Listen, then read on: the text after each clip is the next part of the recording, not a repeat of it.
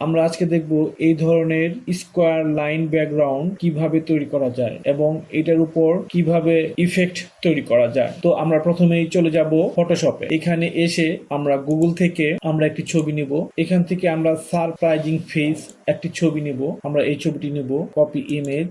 এখান থেকে ফটোশপে যে কিবোর্ড থেকে কন্ট্রোল ভি দিয়ে পেস্ট, কন্ট্রোল টি দিয়ে ধরে এটাকে আমরা একটু বড় করে নেব। ব্যাকগ্রাউন্ড রিমুভ করব ছবিটির। ব্যাকগ্রাউন্ড রিমুভ করার জন্য সিলেক্ট, তারপর সাবজেক্ট সিলেকশন হবে। সিলেকশন হওয়া অংশটুকু কিবোর্ড থেকে কন্ট্রোল জে দিয়ে ডুপ্লিকেট করব এবং মেইন যে ছবিটি ছিল এটার চোখটি অফ রাখবো, তাহলে আমাদের ব্যাকগ্রাউন্ড চলে যাবে। এখন আমরা এই ছবিটির পেছনে একটি ব্ল্যাক ব্যাকগ্রাউন্ড নেব। রেক্টেঙ্গেলে এসে আমরা এখান থেকে একটি শেপ তৈরি করে দেব। একটা ব্যাকগ্রাউন্ড থাকবে ব্ল্যাক, আমরা এখান থেকে ব্ল্যাক করে দেব। এই রেক্টেঙ্গেল শেপ লেয়ারের উপর গুগল থেকে স্কোয়ার লাইন ব্যাকগ্রাউন্ড ডাউনলোড করব। স্কোয়ার লাইন ব্যাকগ্রাউন্ড এই ছবিটি কপি করে আমরা ফটোশপে এসে আমরা পেস্ট করব কন্ট্রোল ভি দিয়ে এবং কন্ট্রোল টি দিয়ে ধরে আমরা এটাকে বড় করে নেব।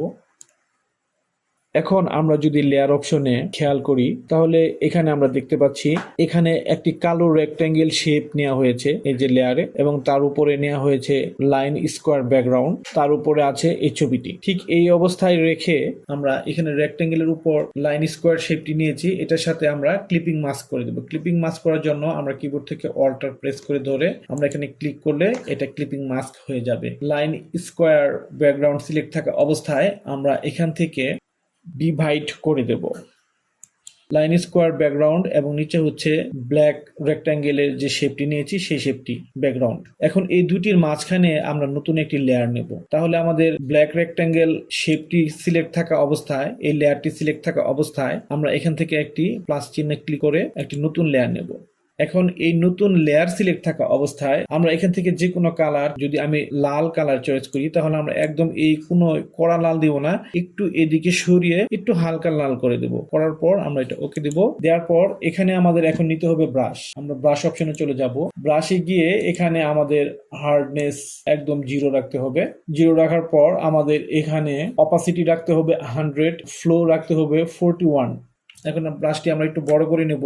নেওয়ার পর আমরা যদি এখন এই লেয়ার সিলেকশন থাকা অবস্থায় আমরা যদি এখানে ক্লিক করি তাহলে আমরা দেখতে পাচ্ছি আমাদের পেছনে যতবার ক্লিক করছি ততই এটা আলোকিত হচ্ছে বা হাইলাইটেড হচ্ছে। তো এভাবে আমরা এখানে কালার করতে পারি। আবার আমরা যদি চাই আমরা রেড কালার দিব না, অন্য কোনো কালার দিব, তাহলে আমরা কিবোর্ড থেকে কন্ট্রোল জেড দিয়ে ব্যাক করব। ব্যাক করার পর মাঝখানের এই লেয়ার সিলেকশন থাকা অবস্থায় আমরা এখান থেকে কালার চেঞ্জ করব। আমরা যদি এখন ব্লু কালার দিতে চাই, ব্লু কালার ফরগ্রাউন্ডে সিলেকশন রেখে আমরা এখন এখানে ক্লিক করব। তাহলে যতবার ক্লিক করব আমাদের ব্লু কালারটা ভেসে উঠবে। আমরা কন্ট্রোল জেড দিয়ে এখন আমরা ইচ্ছে করলে আরো কালার দিতে পারি, যে কোনো কালারই দিতে পারি। যেমন আমরা যদি এটা সিলেকশন থাকা অবস্থায় এখানে ফরগ্রাউন্ডে যেমন আমরা যদি ইয়েলো কালার সিলেক্ট করি তাহলে আমরা এখানে ক্লিক করলেই ইয়েলো কালার হাইলাইটেড হবে। এবং আমরা যদি ইয়েলো কালারের, আমরা যদি ছবির পেছনে ইয়েলো কালারটিকে আরো হাইলাইটেড করতে চাই তাহলে এই ইয়েলো কালার ক্লিক করে ফরগ্রাউন্ড থেকে হলুদ বা লাইটেড হলুদ করে দেব। দেওয়ার পর ব্রাশ একটু ছোট করে নেব। নেওয়ার পর এখানে যদি আমরা ক্লিক করি